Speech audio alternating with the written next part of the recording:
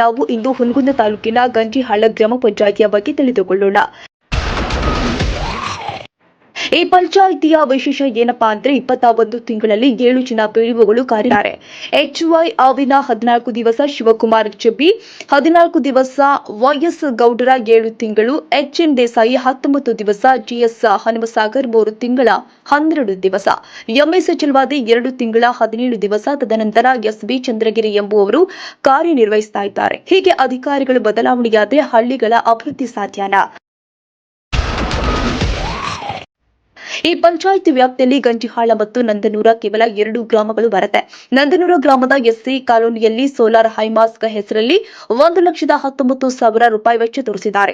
ಅಲ್ಲಿ ಮೊದಲನೇದಾಗಿ ನಂದನೂರ ಗ್ರಾಮದಲ್ಲಿ ಎಸ್ಸಿ ಕಾಲೋನಿಯೇ ಇಲ್ಲ. ಇನ್ನು ಹೈಮಾಸ್ಕ್ ಲೈಟ್ ಎಲ್ಲಿ ಹಾಕಿದ್ದಾರೋ ದೇವರೇ ಬಲ್ಲ. ನನ್ನ ಹೆಸರು ಚೆನ್ನಮ್ಮ. ಅಲ್ಲಮ್ಮ, ಒಟ್ಟ ಇಲ್ಲಿ ಎಷ್ಟು ಮನೆ ಅದಾವ ನಿಮ್ಮ?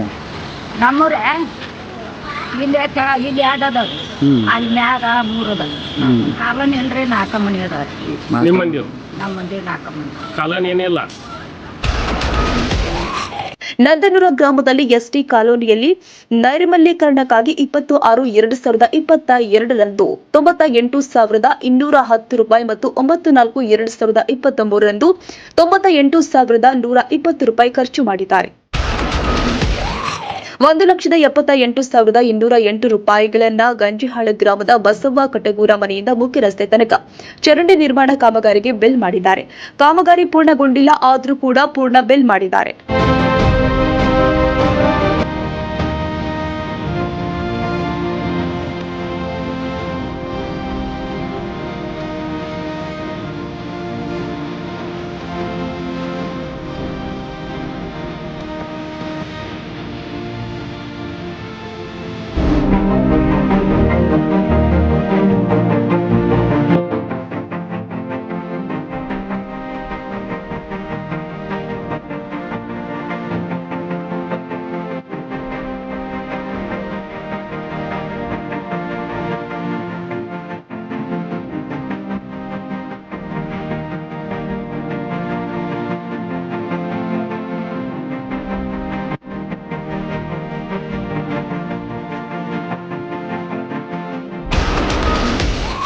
ಕುಡಿಯುವ ನೀರಿಗಾಗಿ 2020-21ರಲ್ಲಿ 6,09,031 ರೂಪಾಯಿ ಮೀಸಲಿಟ್ಟರೆ 2021-22ರಲ್ಲಿ 1,75,599 ರೂಪಾಯಿ ಮೀಸಲು, 2022-23ರಲ್ಲಿ 3,12,812 ರೂಪಾಯಿ ವೆಚ್ಚ ಮಾಡಿದ್ದಾರೆ. ಅದರಲ್ಲಿಯೂ ಕೂಡ 2 ಗ್ರಾಮದಲ್ಲಿ ಬೋರ್ವೆಲ್ ಎಷ್ಟು ಇವೆ ಗೊತ್ತಿಲ್ಲ, ಆದರೆ 11 ನೀರಿನ ಮೋಟಾರ್ ರಿಪೇರಿ ಮಾಡಿಸಿದ್ದಾರೆ.